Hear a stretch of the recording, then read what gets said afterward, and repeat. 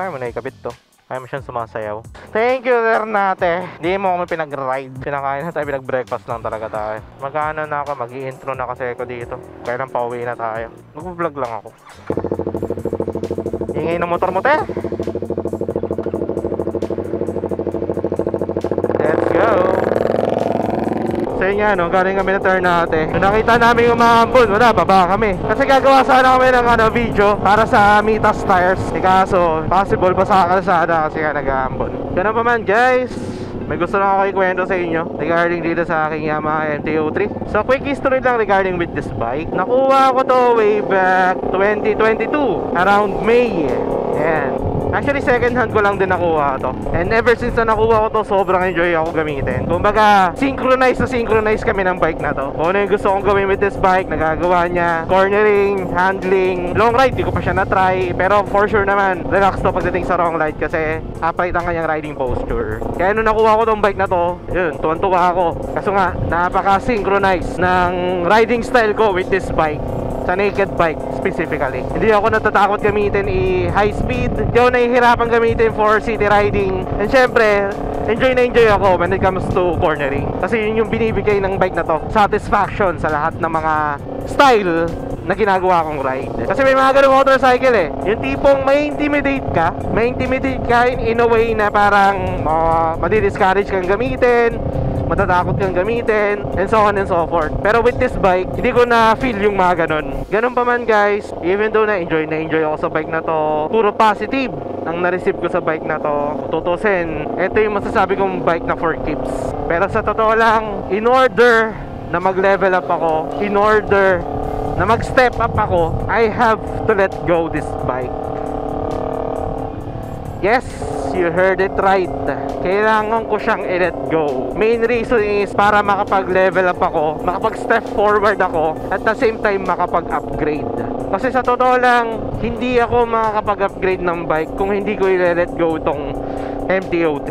Currently, meron akong 4 motorcycle. Yamaha MT-03, CF Moto 300 SR, Suzuki Raider 150, and Supra GTR 150. Kung tutusin, pwede ko ibenta yung mga motorcycle ko na yan. Pero lahat kasi ng motorcycle ko may kanya-kanyang purpose eh. Like for example, si Supra GTR, ginagamit ko siya for long ride. Si Raider naman parang trophy bike ko kasi parang hindi kumpleto ang magiging downshift windshield kung walang Raider. Si CF Moto 300 SR sports bike, yan, pang cornering ko, weekend bike, weekend ride, yan. Pag gusto ko magkaroon ng sports bike, diba? And then si Yamaha MT-03, mostly ginagamit ko na lang talaga siya for minsan yan, weekend ride din. Pag may mga tambay kami ng mga friends ko, pero madalas nakatenga lang to sa garahe ko. Ngayon ko na lang siya ulit nagamit after 1 month. Hindi ko rin mabenta yung ibang motorcycle ko kasi may kanya-kanya silang purpose. But with this bike, kung gusto ko mag-upgrade, kailangan kong i-let go tong bike na to.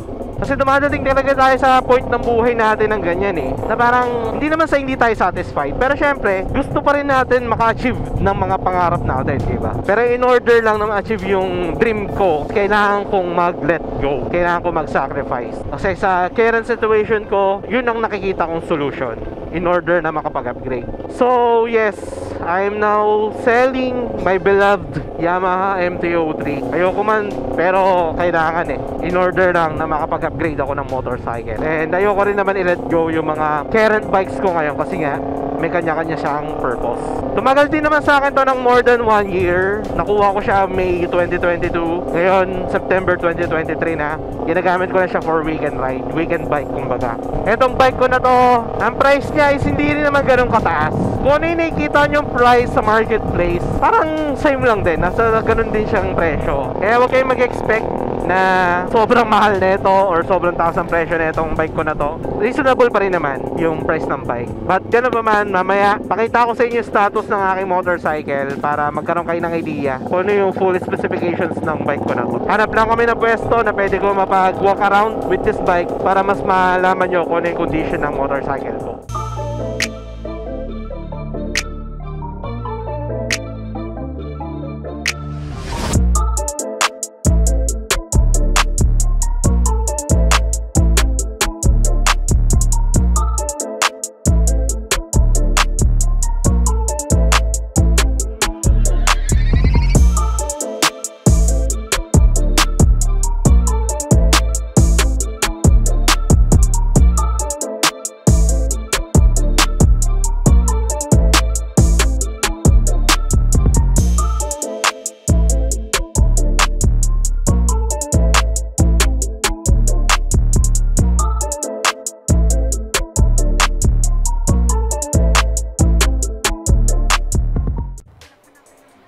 Doon ka sa may silong mo. Ito. Pag wala kayo tulak din, mahirapan ako. Nag-video ka ba? Oo.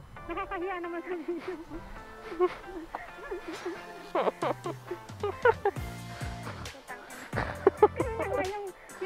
yung gasoline, ginanyan ako. Okay ka na. Saglit lang naman to. Sige na. So ayun guys, nakita nyo paano magtulak si Casey. Anyway, yun nga, walk around ko lang kayo sa aking Yamaha MT-03, kung ano ba yung specifications niya. At the same time, ano yung condition niya. So unang-una dyan, naka full wrap reflective decal siya from Stigazone. Yes guys, reflective decal yan. Kaya kapag na-picturean nyo or naiilaman ng mga headlights, nagre-reflect yan, especially kapag nasa malayo. Kaya ako siya pina-decals kasi gusto ko rin ma-protectionan yung fairings. Kasi nung nakuha ko tong bike na to, sobrang kinis pa ng fairings ng bike. Yun nga lang, makipapansin nyo, ayan, ay konting scratch siya. Pero ano lang naman yan, sa decals lang naman yan. Gawa nung mga pusa kasi namin, tinatalunan tong tangke ng aking bike. Pag tinanggal nyo naman yung decals, makikita nyo, makinis pa yung kanyang fairing. Sunod, naka-RCB tayo na mags. RCB wide mags. 3.0 ang harap, 5.0 ang likod. Tama ba? Hindi ko matandaan. Tapos naka-RCB rin na pito. Wide tires to guys. So basically, mas malapad to sa stock. And pang Yamaha MT-03 or R3 talaga yung mags na yan. Speaking of mags, meron din tayong Mitas tires. Ayan. 180/55 ang likod, 120/70 ang harap. Sports Force na Mitas. Nasa around 90% pa ang kanyang tread life kasi nung napakabit ko yung tires na to, nasa around 8,000 or 9,000 pa lang tinatakbo ng bike. Ngayon, nasa 12,000 na ang kanyang tinatakbo. So basically parang nasa around more or less 5,000 pa lang ang natatakbo ng tires na yan. So sobrang lapad pa niyan, sobrang kapal pa niyan. Ayan, naka-aftermarket din pala tayo na brake levers and clutch levers. Ista kasi hindi ko na makita kung nasaan, kaya bumili na lang ako ng bago. Kasi nung nabili ko yung bike na to, pinakabitan ko siya ng RCB na Brake Master. Ngayon, hindi ko na alam kung saan ko nalagay yung stock na brake levers. Kaya bumili na lang ako ng bago na clutch and brake levers. Alloy din naman yan. Meron natin pala siyang plate number, original from LTO. Naka-cut delete nga pala ito na muffler, no? Na Akrapovic.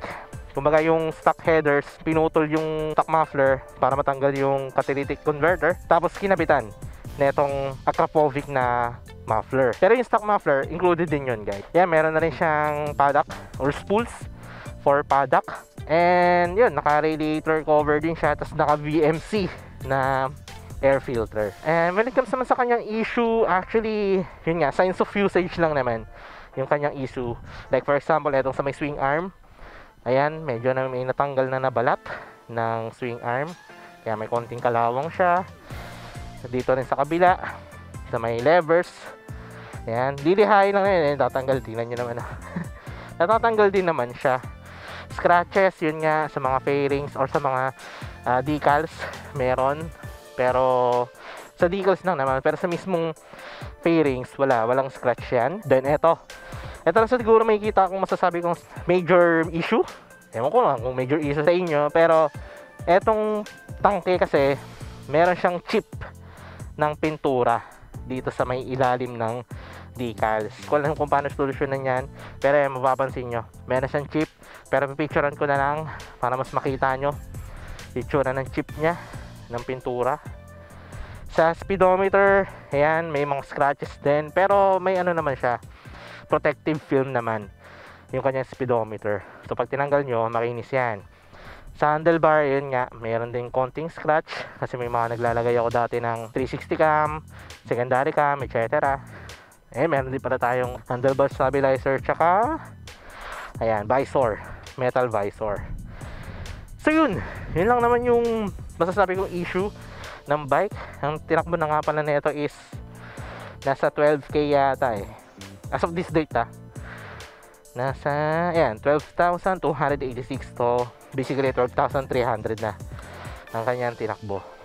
So yan ang aking Yamaha MT-03 and yes, for sale na. Kaya sa mga interested bumili ng ganitong klaseng bike, message nyo lang ang aking Facebook page kung saan nyo mapapanood to, sa YouTube man or sa Facebook, para mas madali nyo ako makontak.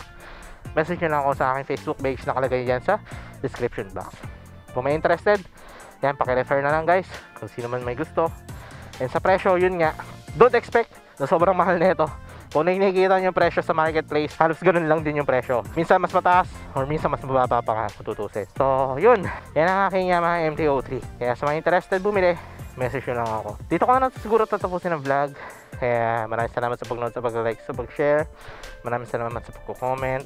Ayoko man siya ibenta, pero wala eh, kailangan eh. Kailangan para makapag-upgrade tayo ng ibang motorcycle. Yung no drill, ride safe. Peace out. By the way, ito nga pala, may splash nga pala itong muffler kasi sumayad siya sa aming gate. Tsaka itong sa mirror. Ayan, pero sabi ng previous owner, hindi, sa gate lang din daw ang scratch niya. Issue talaga yan eh, pag maliit ang gate.